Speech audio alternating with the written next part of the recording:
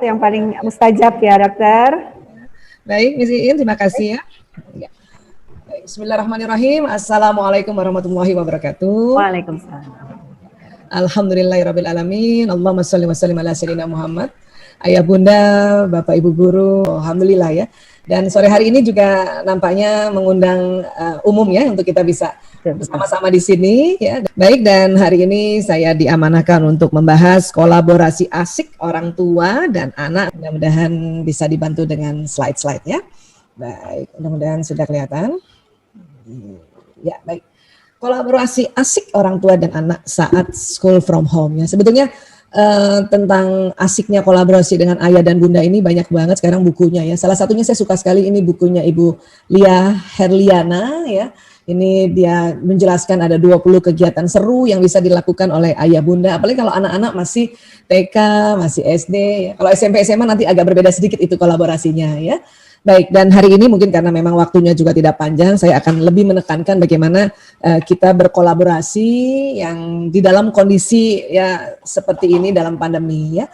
Baik, kalau kata Bu Lia Herliana sih sebetulnya ya dalam school from home ini bukan berarti setiap waktu orang tua harus mendampingi anaknya belajar ya. Sebetulnya bukan begitu, tetapi kita membuat kesepakatan kegiatan orang tua mendampingi anak belajar ya. Oh, sebentar ini slide saya kok mati ya. 1, 2, terdengar? Tadi drop ini sinyalnya ya. Masih terlihat slide-nya ya? Ya. Jadi sebetulnya ayah bunda mungkin sudah sering juga mendapat tips-tips ini menjalani school from home dan working from home selama pandemi ya. Hari ini kita review saja sedikit dan ditambahkan lagi tips bagaimana kita menjaga hal-hal pada saat kita kondisi pandemi seperti ini ya. Dan kesepakatannya kayak apa sih sebetulnya antara orang tua, murid, dan guru ya. Ya ini tadi guru memberikan informasi kepada orang tua pendampingan yang perlu diberikan kepada anak dan saya yakin di sekolah kita ini sering sudah dilakukan seperti itu ya. Kemudian juga orang tua menjadi teman belajar, sumber informasi, motivator, dan tentu menyediakan alat dan bahan pembelajaran bagi anak ya. Dan kemudian karena saat ini era digital, makanya kolaborasi orang tua anak tentu harus yang menggunakan gadget harusnya.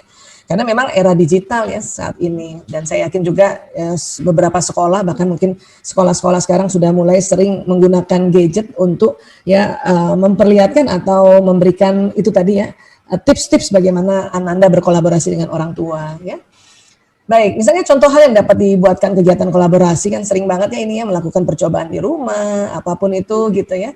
Makanya kemudian nanti di-shoot, kemudian dikirim ke sekolah ya. Dan saya sudah sering lihat sekolah-sekolah kayak gini tuh seru banget. Atau cara satunya lagi membuat proyek rencana belanja, anak bertanya sama ibunya ya dalam 2 minggu ini apa aja sih yang harus dibeli, apa aja sih yang harus disiapkan, berapa harganya. Dan kemudian itu ya hasil wawancaranya itu dikirim lagi ke sekolah kan kayak gitu ya. Ada juga yang praktek membuat percakapan ya misalnya belajar bahasa daerah dan sebagainya ya. Dan ini sebetulnya melatih untuk ya pelajaran bahasa ya. Kemudian juga ada saya sering lihat juga sekolah meminta si Ananda atau murid-murid ini menjadi reporter cilik, nanti orang tuanya yang shoot dan sebagainya. Ini juga sebuah kolaborasi yang asik sebetulnya ya. Jadi misalnya anak menyimak berita tentang COVID-19 dan menuliskan kembali menggunakan kata-kata mereka dan akhirnya mereka praktekkan seperti reporter. Ya ini contoh-contoh dan saya yakin di sekolah-sekolah sudah mulai dilakukan seperti ini ya. Namun kalau buat kami ya apapun itu pokoknya kita nih keluarga nih supaya tetap bahagia di new normal harus yang selalu kita ingat adalah ya jaga kebersihan dan jaga kesehatan dan jaga perasaan dan juga jaga pikiran ya. Ini yang menurut saya selaku orang tua juga yang anaknya ada 5 ya dan juga selaku praktisi parenting apalagi neuroparenting saya menganggap di kondisi pandemi new normal ini 4 hal yang harus kita jaga ya. Mungkin kebersihan kesehatan sudah dijaga tinggal perasaan sama pikiran aja nih ya. Baik, kalau kita bicara nanti pikiran dan perasaan itu tentu kita akan bicara tentang otak manusia ya. Oke. Oh, ini kenapa? Ya, oke. Ya, otak manusia ini kan terdiri dari 2 ya, otak besar dan otak kecil. Kemudian nanti dia terbelah 2 lagi kalau dilihat dari atas ya. Ini ada ya belahan kanan dan belahan kiri. Ini di depannya yang ini ya. Nah, di dalam otak ini yang perlu sekali kita ingat bahwa di otak kita itu ya antara otak dengan tubuh itu akan jalan sistem saraf ya. Lewat mana? Lewat tulang belakang ini ya. Nah, itu yang disebut sumsum tulang belakang ini. Ini serabut-serabut saraf nih yang berkumpul dari otak ke badan dan nanti dari tulang belakang akan keluar serabut-serabut saraf ke seluruh tubuh ya. Sistem saraf ini kerjanya itu kayak kabel listrik ya.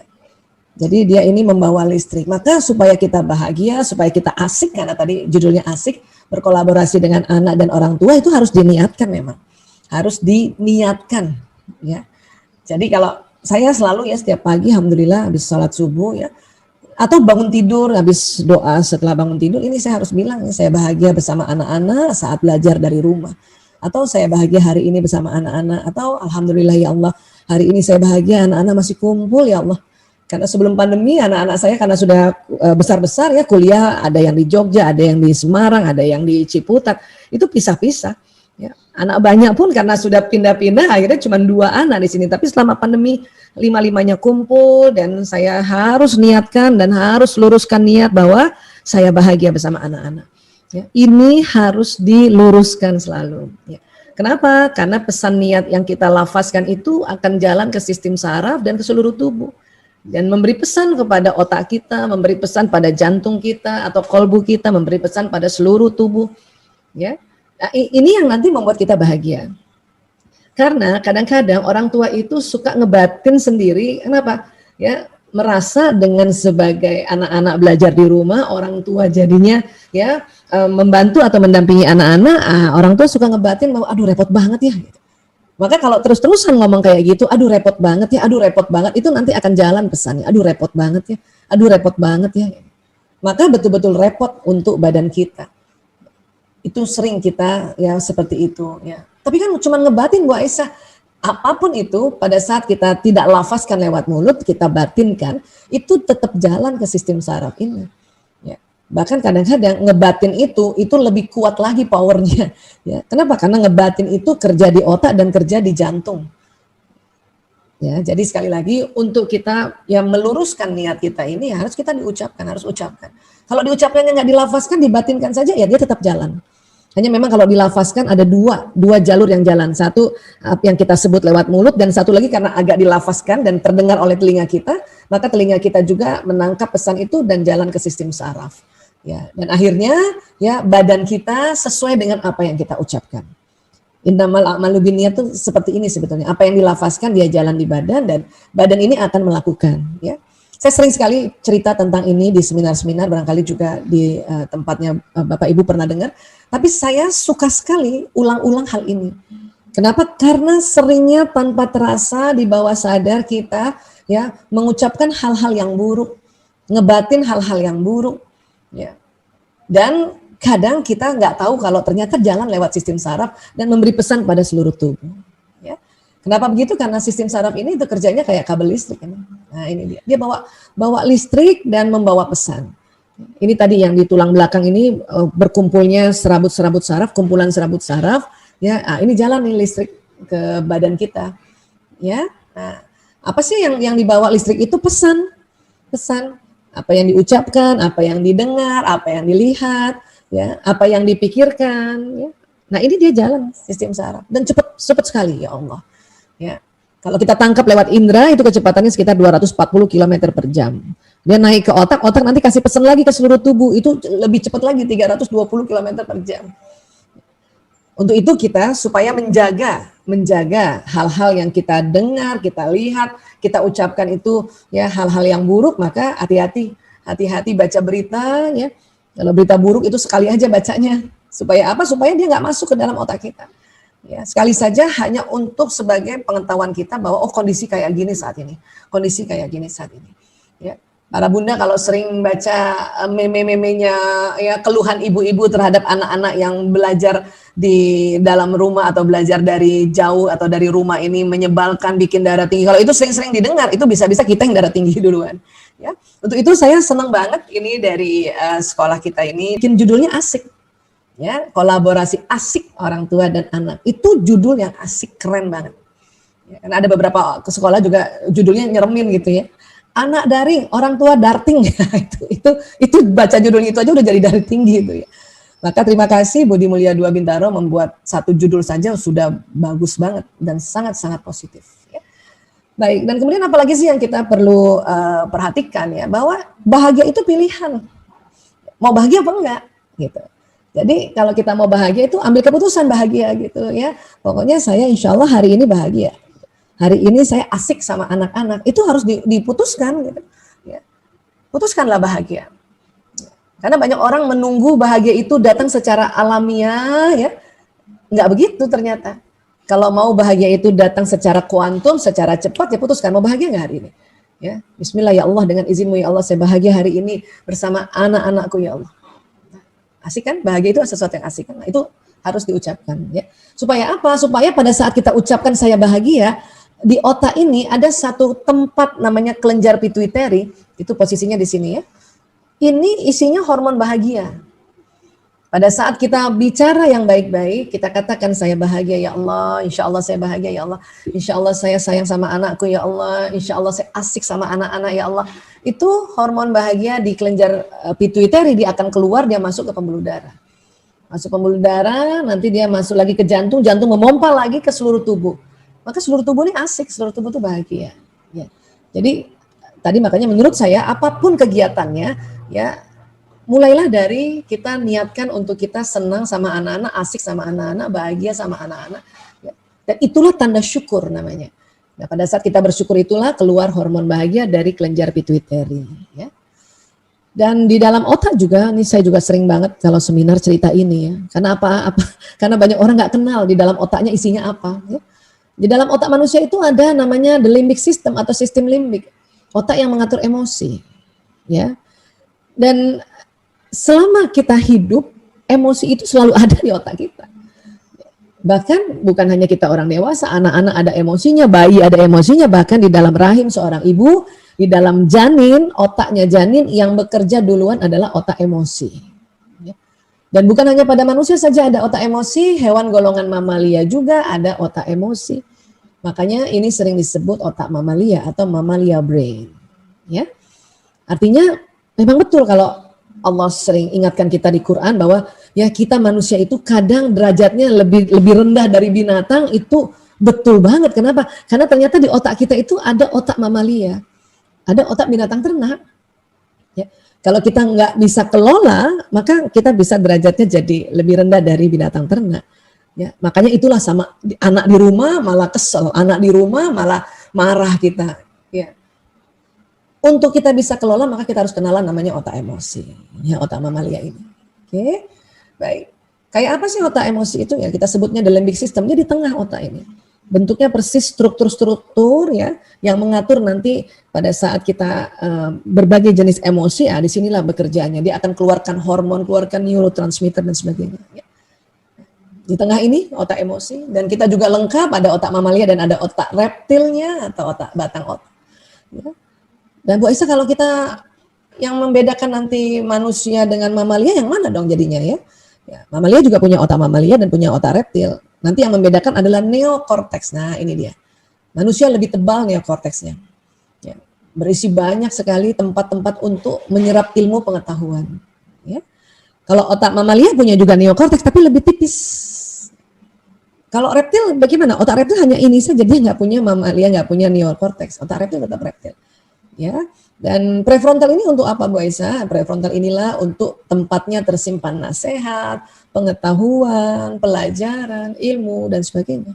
Dari siapa? Ya dari orang tua, dari guru, dari teman, dari anak baca sendiri atau kita baca sendiri pelajaran atau kita searching YouTube tentang nasihat-nasihat dari guru-guru kita, dari ustadz-ustadz kita, itu masuk di sini nanti.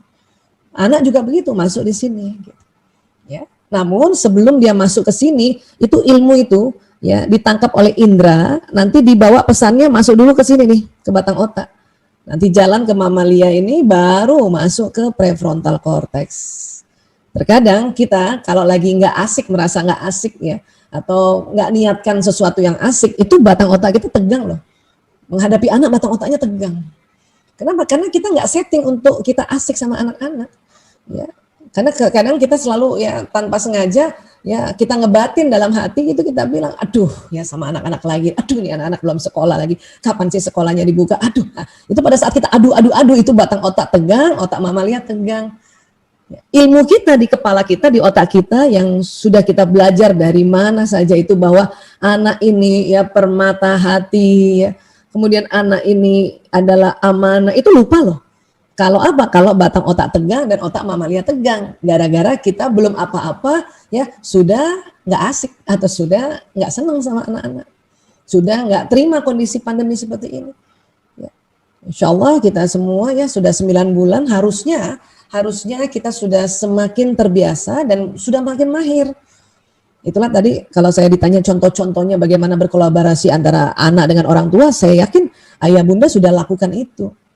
Yang saya mau ingatkan hanyalah bahwa kita punya beberapa lapisan-lapisan otak yang kalau kita kenal dia, maka kita bisa mengatur sedemikian rupa dan jadi asik. Ya, gitu. Baik.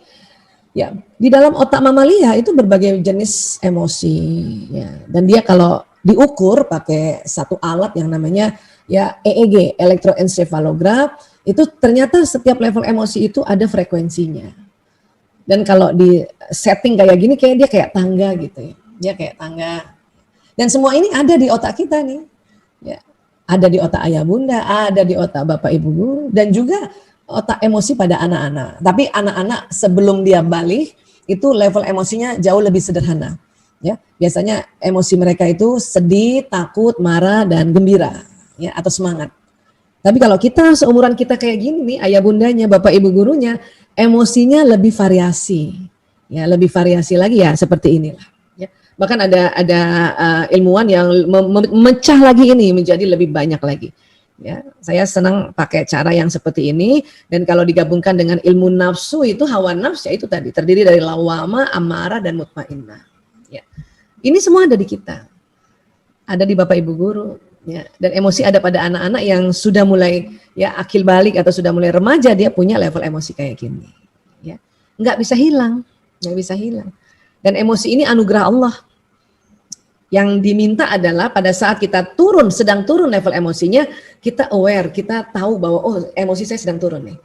Ya. Sehingga setelah kita tahu emosi kita turun, ya kita kasih juga diri kita ini ya untuk menerima emosi ini. Supaya apa? Supaya oh ya Allah saya sedang kesel nih, ya Allah saya sedang marah nih, ya Allah saya sedang takut ini, ya Allah saya sedang cemas ini, ya Allah saya sedang sedih. Itu biarkan tubuh kita juga menerima dulu emosi ini. Ya. Dan setelah itu baru kita segera move on ke atas. Ya. Nah ini, jadi emosi ini banyak yang secara awam orang suka bilang, aduh emosi saya lagi naik nih. Ya, emosi lagi naik itu malah sedang bagus. Kalau kita marah atau kita emosinya negatif itu malah lagi turun namanya. Aduh emosi saya lagi turun nih, nah, itu lagi turun. Ya. Kalau emosi saya lagi naik itu berarti lagi bagus. Lagi bagus. Dan saya berkali-kali juga cerita tentang level emosi ini karena dengan kita mengenal emosi, tahu juga bahwa emosi berlevel, maka kita bisa mengelolanya. Untuk apa bisa dikelolanya? Supaya kita lebih sering berada di ya nafsu mutmainnah. Kenapa sih Bu Aisyah susah-susah kita di nafsu mutmainnah? Supaya beruntung. Ya, supaya beruntung. Dan supaya apa yang dikerjakannya itu di zona ikhlas. Pokoknya kalau ayah bunda merasa asik nih sama anak-anak, itu udah jelas dia ada di atas nih. Ya. Berarti sudah ikhlas tuh. Tapi ayah bunda misalnya ya, anak-anak ajak main kah, atau anak-anak bunda temenin aku bentar lagi mau sekolah ini online, terus kita kesel gitu ya. Udah sendiri aja, kan udah besar ini sendiri sana. Nah, itu berarti kita lagi marah itu. Berarti saat itu kita di luar zona ikhlas. Ya. Walaupun ini ada di otak kita, tetapi ya cobalah kita cepat-cepat naik ke atas. Karena ada bunda begitu pagi-pagi karena capek banget, kurang tidur, aduh, udah kamu kerja sendiri aja gitu. Itu berarti saat itu belum zona ikhlas, ya. Oke, itu memang ada di otak kita dan itu sangat lazim, ya, sangat wajar, ya. Hanya kalau terus-terusan berada di zona marah maka merugi kita nanti. Terlalu lama di zona yang bukan zona ikhlas itu rugi nanti. Jadi gimana dong Bu Aisyah untuk dia naik ke atas? Nah ini nanti kita akan belajar sama-sama bagaimana dia untuk naik ke atas ya. Dan satu lagi ada level yang sangat bawah yang disebut depresi. Depresi ini adalah satu level emosi yang tidak lazim. Tidak lazim. Ya, dia sudah disebutnya gangguan emosi. Apa sih bedanya depresi sama apati, Bu Aisyah? Apati ini rasa putus asa. Ya, saya nggak ada gunanya lagi. Rasa nggak berguna. Aduh, saya nggak berguna lagi deh.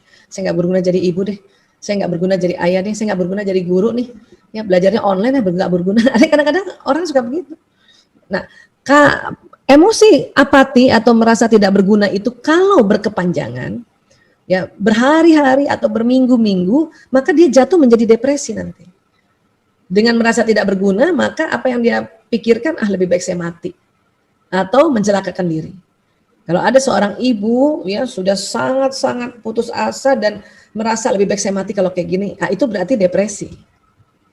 Atau bentur-benturkan kepala di tembok, atau ambil pisau dia gores-goreskan di tangan, itu namanya depresi. Ya. Dan hati-hati juga ya, kasus-kasus depresi pada anak-anak itu banyak ditemukan juga, apalagi kondisi seperti ini. Dan biasanya anak-anak depresi itu ada kaitannya sama orang tuanya, ada kaitan sama guru. Ya.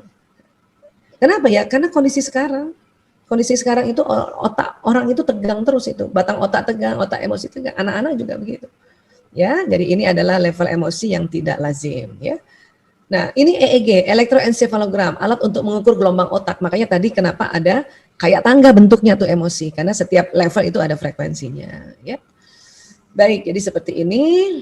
Nah, sekarang apa sih keuntungannya kalau kita berada di level emosi mutmainah ya? Ini Profesor David Hawkins meneliti ya. Dia jelas dia bukan Islam ya, dia non Muslim, tapi dia meneliti tentang sunnatullah yang ada di otak kita ini. Ya. Kata Prof David Hawkins ya, getaran magnet energi di bawah 200 Hz ya, ini menyebabkan seseorang mudah terserang penyakit. Mudah terserang virus, mudah terserang bakteri, mudah terserang jamur gitu. Ya. Tapi jika frekuensi energi seseorang di atas 200 Hz, maka dia senantiasa sehat. Ya. Artinya 200 itu kan di semangat ya. Kalau dalam sehari kita keseringan di bawah, kita bisa mudah kena penyakit, terutama penyakit-penyakit yang disebabkan oleh mikroorganisme, ya virus, bakteri, parasit, ya jamur. Dan sekarang kan pandemi ini karena virus, ada virus, makanya kalau kita terus-terusan berada di bawah kelamaan di bawah, maka nanti bisa terserang penyakit. Ya. Dan kalau frekuensi kita 200 dan di atas 200 ini insya Allah kita sehat. Ya, ini David Hawkins yang telah membuat penelitiannya gitu. Itulah makanya pada saat kita sedang di bawah, entah takut kah, entah cemas kah, ya atau gelisah, itu satu jenis dari takut ya, satu level itu. Apa entah sedang mau buru-buru nih, rakus nih buru-buru. Kita suka banget nih bangunin anak yang hari ini anak-anak kan UAS ya, sejak kemarin ya, ada beberapa sekolah sedang UAS ya. Itu kan bangunin paginya kadang-kadang heboh banget itu. Ya, itu berarti kita lagi di sini. Ya, itu anak-anak, kapan kita orang tua terutama ibu pada saat kita di level emosi tertentu itu bisa nyamber ke anak-anak, bisa nular ke anak-anak. Dia juga nanti langsung panik dia. Akhirnya pelajaran yang dia sudah pelajari gitu ya, itu bisa lupa tuh kalau kita panik.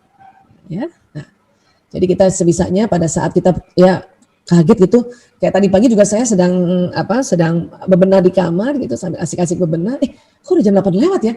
Oh, saya ingat satu anak saya mana nih? Kok belum kedengeran suara dia mau ulangan ini kan? Nah, dari saya udah mulai tuh, berarti kan takut kan? Nah, itulah saya harus lakukan manajemen emosi dulu untuk naikkan dulu emosi saya ke atas, baru saya datangi kamar anak saya untuk cek udah bangun apa belum ya? Atau sudah mulai belajar online apa belum? Karena model anak sekarang kan gitu ya, habis sholat subuh tidur lagi, apalagi lagi belajar online gitu. Makanya tadi naikkan dulu level emosinya ya, baru masuk ke kamar Ananda. Dan itu akan membuat Ananda itu dengan semangat juga kalau pas kita sudah ada di level semangat gitu. Nah, itulah asiknya orang tua terhadap anak. Baik, dan kata Profesor David Hawkins, di dunia ini dia telah melihat orang yang mempunyai frekuensi positif antara 700 Hz sampai 1000 Hz, maka kekebalan tubuh dan vitalitasnya sangat tinggi. Jadi kalau kita sering berada di 700 sampai 1000 Hz, itu kekebalan tubuh atau imunitas itu tinggi. Nah, selain kekebalan tubuh tinggi, vitalitas, ya, sehingga kita bisa mengerjakan lebih banyak pekerjaan. Ini kalau kita di pencerahan, ya.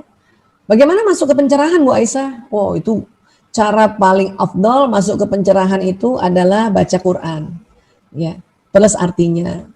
atau ya masuk ke pencerahan ini bisa mengkaji Quran. Ya. Kita dengarkan tausiah guru-guru kita kah, atau kita baca buku kah. Ya. Saya tadi pagi senang banget ada di pencerahan tadi. Ya, karena apa? Karena habis baca buku-buku cerita anak-anak, tapi cerita yang menjabarkan tentang keimanan, ya, rukun iman, rukun Islam, itu senang banget deh rasanya. Ya, itu dengan gitu aja kita bisa ada di pencerahan, masya Allah. Ya, dan akhirnya ya walaupun dalam kondisi misalnya sedang pilek kah, atau sedang nggak enak badan, tapi tetap vitalitasnya tinggi dan kekebalan tubuhnya naik lagi kan gitu. Ya, baik. Kemudian apalagi ya supaya kita berada di pencerahan itu tadi, untungnya umat Islam ini ya mempunyai ya cara-cara yang tanpa terasa kita sudah lakukan.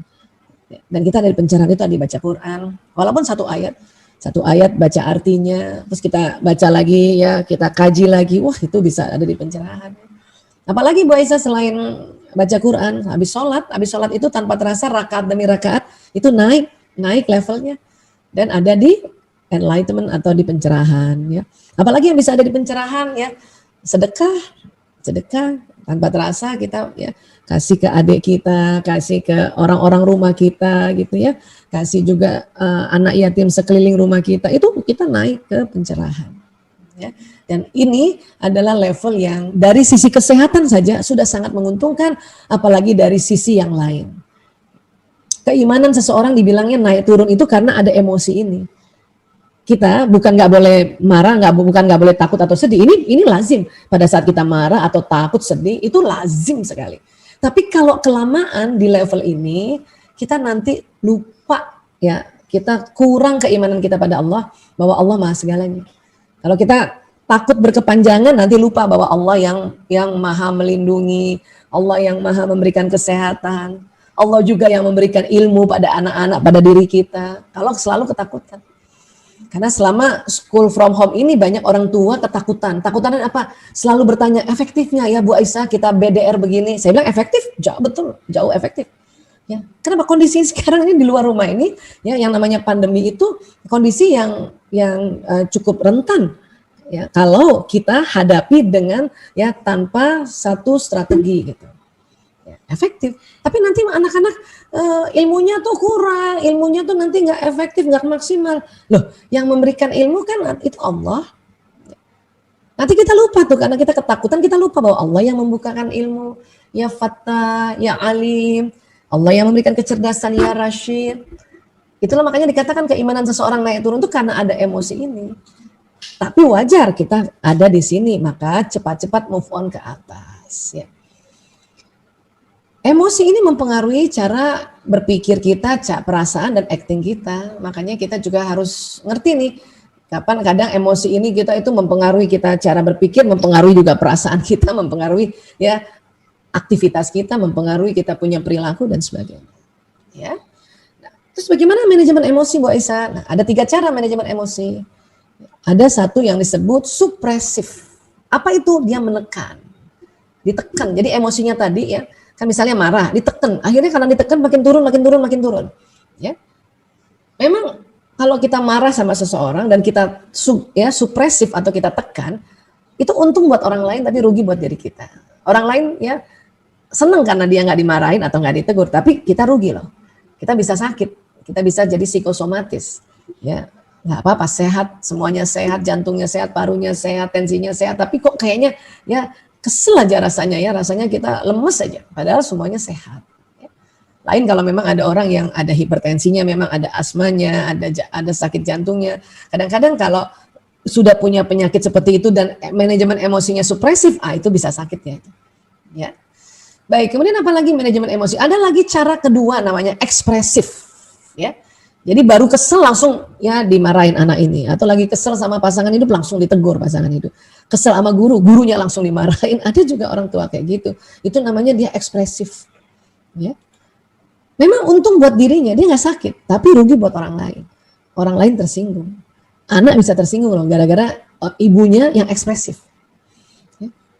Jadi gimana dong Bu Aisyah? Nah, karena dua-duanya ini belum win-win solution, belum dua-duanya yang menguntungkan ya, untuk orang lain untung dan untuk diri kita untung, maka ya para manajemen emosi ini, ahli-ahli manajemen emosi itu dia menemukan teknik lagi satu yang untung buat orang lain dan untung buat diri sendiri. Apa itu yang disebut release atau orang bilang releasing, release, ya, melepas pelan-pelan. Ya, dia tahan dan melepas pelan-pelan gitu.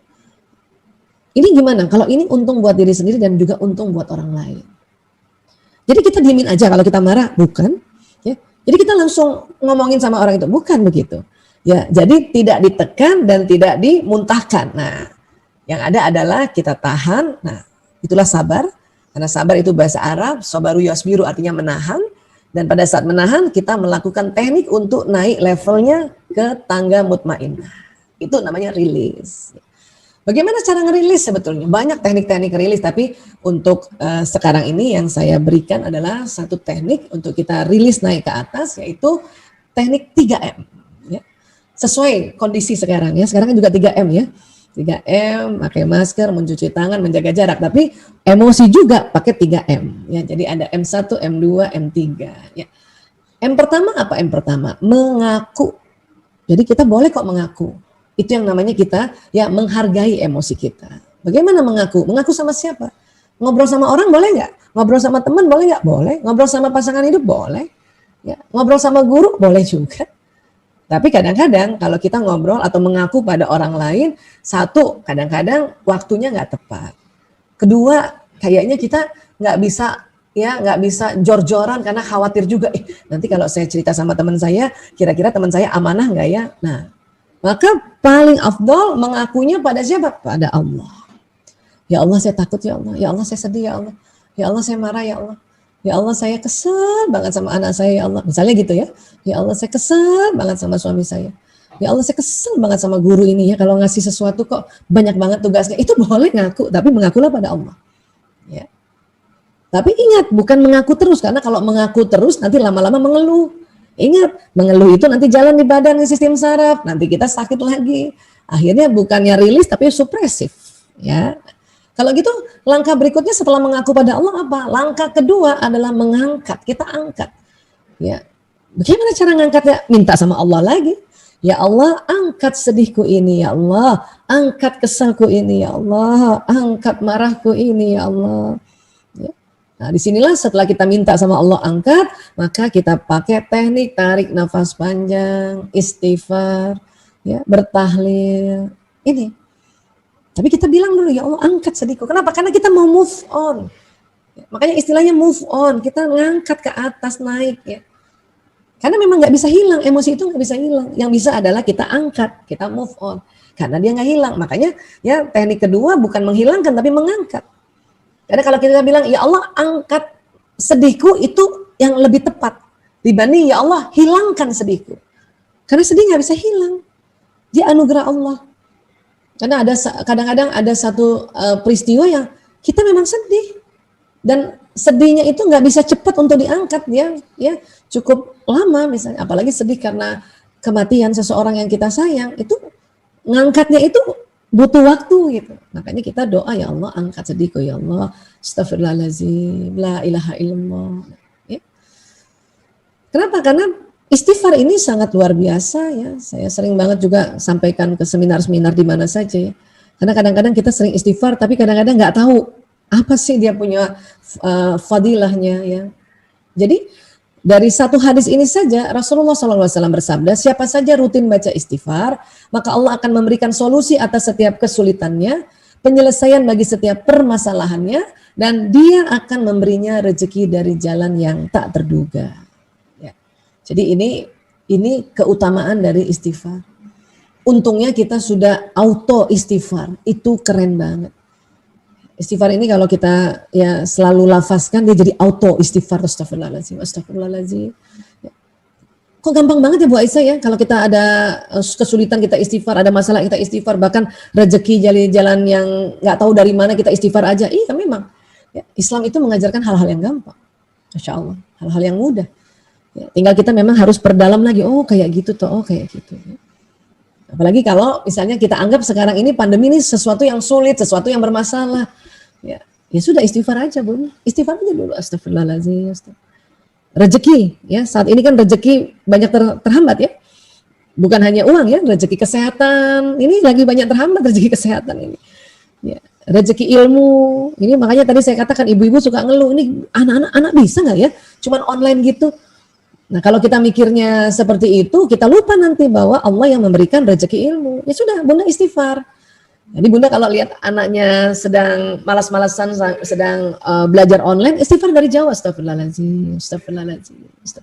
Kenapa? Karena ya kita yakin bahwa Allah yang nanti memberikan rezeki ilmu.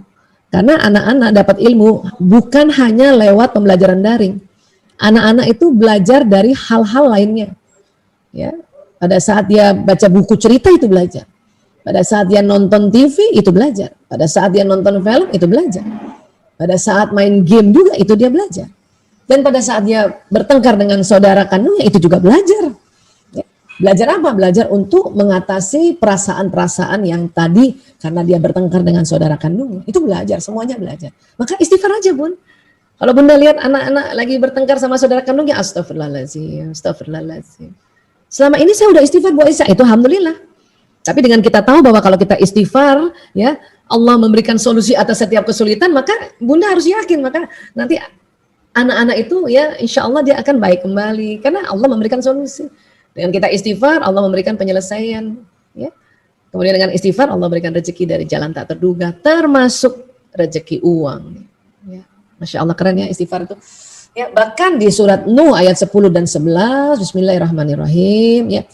Fakultus taghfiru rabbakum innahu kana ghaffaran yursilis samaa alaikum ya midrara. Ya, beristighfarlah pada Tuhanmu, sesungguhnya Dia adalah Maha Pengampun.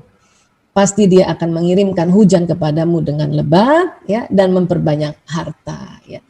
Luar biasa ya, keren banget ya istighfar itu, Masya Allah ya. Jadi yakinlah dengan istighfar dan untung kita semua sudah auto istighfar ya. Baik, sehingga pada saat kita istighfar berulang-ulang, tarik nafas berulang-ulang itu tanpa terasa naik itu kita level emosi. Astagfirullahaladzim ya Allah. Ya, ingat ya tadi baru langkah kedua ya, ya Allah angkat marahku, astagfirullahaladzim, astagfirullahaladzim. Kita sambil tarik nafas, astagfirullahaladzim. Ya, terus naik ke atas nanti ya. Baik, kemudian 3M ketiga apa? Meminta ya. Nah inilah kita doa ini. Mohon ya Allah, ya saya mohon saya ya selalu asik bersama anak-anakku ya Allah. Ya Allah saya bahagia anak-anak di rumah ya Allah. Ya Allah ampuni saya ya Allah. Di situ kita minta maunya kita apa gitu. Dan doakan juga orang yang tadi kita kesel sama orang itu ya Allah ya. Tambahkan ilmu, tinggikan kecerdasannya anakku ini ya Allah. Saya lihat dia sambil online gurunya lagi ngajar dia kok santai-santai banget ya Allah. Ya udah kita doain aja anak kita. Tapi doa ini atau meminta ini dia di tahap ketiga. Pertama mengaku dulu, kemudian kita mengangkat dan meminta. Apa yang kita minta terhadap diri kita dan terhadap orang yang tadi kita mau marahin atau mau kita ya keselin dan sebagainya. Ya Allah saya mohon ya Allah diriku ya Allah, saya minta anakku ya Allah, saya mohon suamiku ya Allah. Jadi setelah kita nanti naik ke atas, baru kita minta apa sih maunya gitu. Ya Allah saya mohon ya Allah besok pagi ya Allah anakku ya Allah ya bangun tepat waktu ya, misalnya kayak gitu ya. Baik, jadi 3M itu adalah mengaku, mengangkat dan meminta. Dan ini ya kalau kita teratur melakukan teknik releasing terhadap sebuah emosi negatif kita untuk kita naikkan ke atas, itu nanti lama-lama ya tubuh kita ini sudah dengan otomatis bisa membuat teknik manajemen emosi yang metode releasing. Ya. Memang keuntungannya apa Bu Aisyah? Ya keuntungannya adalah emosi kita naik ke atas kan. Karena kita senang, damai, dia turun ke bawah ini damai. Karena sistem saraf ini kan kayak kabel listrik, dia bawa pesan kan. Maka badan kita damai, senyum itu gampang ya. Mata kita tersenyum. Coba deh ayah bunda, terutama bunda ya, coba cek dulu hari ini udah senyum belum sama anak-anak. Baik anak pertama, anak kedua, anak ketiga. Kadang-kadang ya kita tuh suka begitu sama anak kita sendiri. Suka kesel, suka ya cepat marah dan pada saat dia ngomong susah banget kita senyum tuh. Ya. Itulah karena apa? Karena emosi negatif kita kelamaan di otak kita ini. Dia jalan tuh. Kesel. Dan memberi pesan juga pada wajah supaya wajahnya kesel gitu. Nah untuk itulah kita pakai teknik 3M. Supaya apa? Supaya kita bisa ya yang datang ke sistem saraf adalah ya semangat. Ya bersyukur gitu. bahagia, bahagia, bahagia, kan gitu ya. Nah, tubuh manusia ini kalau dikasih sampaikan pesan yang baik-baik, itu dia menerima pesan baik-baik, dan tubuh sangat senang sekali dengan kata yang baik-baik ya. Dan tubuh manusia bukan hanya badan seluler ya, kita juga ada badan bioplasmiknya, ada gelombang elektromagnetik yang keluar dari tubuh kita. Dari mana nih Mbak Isa keluarnya? Ya dari proses metabolisme tubuh. Ya, dia keluar dari mana? Dari titik-titik pembuluh meridian ini namanya. Di bawah kulit itu ada lubang-lubang energi. Memang nggak kelihatan kalau kita lihat begini. Kalau pori-pori yang di kulit kita kelihatan. Ini di bawah kulit. Ya. Dan dia bentuknya itu ada kayak ada pintunya, dan dia bergerak pintunya itu ke kiri. Ya orang bertawaf gitu. Nah kalau geraknya lagi lancar, ini bagus sinyalnya keluarnya panjang. Kalau dia sedang tidak lancar, mungkin terlalu capek kah, terlalu penat, kurang tidur, itu sinyalnya ya agak terhambat. Makanya harus kadang-kadang kita obati diri kita dengan macam-macam ya, ada dipijet lah, ada di akupuntur lah, atau dibekam, atau dikerok kayak gitu. Ya, nah, dari mana sinyal itu? Dari makanan minuman yang kita makan dan diproses di sel tubuh. Ada triliunan sel tubuh dari atas kepala kita ini sampai ujung kaki kita. Dia membawa apa? Dia membawa pesan apa yang kita ucapkan, apa yang kita pikirkan, apa emosi kita. Ya. Jadi apa kalau kita selalu bilang ya saya bahagia anakku ada di rumah, itu jalan di badan, membuat badan senang, dan kalimat itu akan di-broadcast oleh badan bioplasmik ke alam semesta. Ya. Sehingga apa? Sehingga pada saat kita dampingi anak-anak kayak gini, kalau ibunya senang, bapaknya senang, sinyal bapak ibunya itu kena ke anak, nular ke anak. Anak pun senang. Ya, ini namanya vibrasi, gelombang elektromagnetik. Anak sekarang kan sering ngomong gitu ya, vibrasi. Ya. Makanya anak-anak suka bilang gini, aduh nyokap gue gak enak banget hari ini. Saya suka dengar ceritanya dari anak saya Ragil, dia cerita, bu, kata temanku, vibe ibunya gak enak hari ini. Oh mungkin ibunya lagi kesel, nak. Iya kali ya. Saya ajarin sama dia bahwa kekesalan kita, kemarahan kita, walaupun kita nggak ngomong, itu bisa nular ke anak atau bisa nular ke sekeliling rumah kita, karena ini ya dibawa oleh gelombang ini. Makanya kalau kolaborasi ibu dan anak kemudian dilandasi dengan emosi yang mutmainah, itu asik. Karena ada juga ibu maksain kolaborasi sama anak, tapi ibunya itu ya level emosinya dimarah atau dilas buru-buru tadi. Nggak asik lah, nggak asik. Ya, anak kecipratan walaupun ibunya nggak marahin dia, tapi emosinya masih marah. Itu kecipratan anak-anak. Ya, kecipratan. Oke. Begitu juga suami istri. Suami istri ini harusnya ya walaupun kita ya tidak marahin suami, tetapi ya kalau kita jengkel sama pasangan hidup atau bunda jengkel sama ayah, itu bisa nyamber itu sinyalnya ini. Ya, Masya Allah.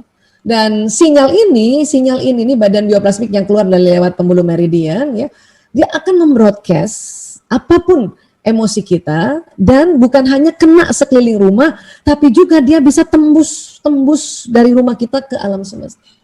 Makanya kalau kita selalu bilang kita sehat walafiat, maka akan ditarik ya hal-hal yang membuat kita sehat walafiat.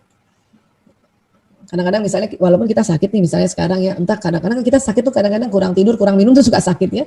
Tapi kita bilang ya Allah saya mohon ya Allah sehat walafiat, ya Allah sehat walafiat. Nah sinyal ini akan tembus ya, permohonan kita tembus di dinding rumah kita nih, keluar nih. Nanti ya kita nggak minta-minta ya, ada aja yang kirimin macam-macam, ada yang kirimin herbal, ada yang kirimin madu, ada yang kirimin makanan.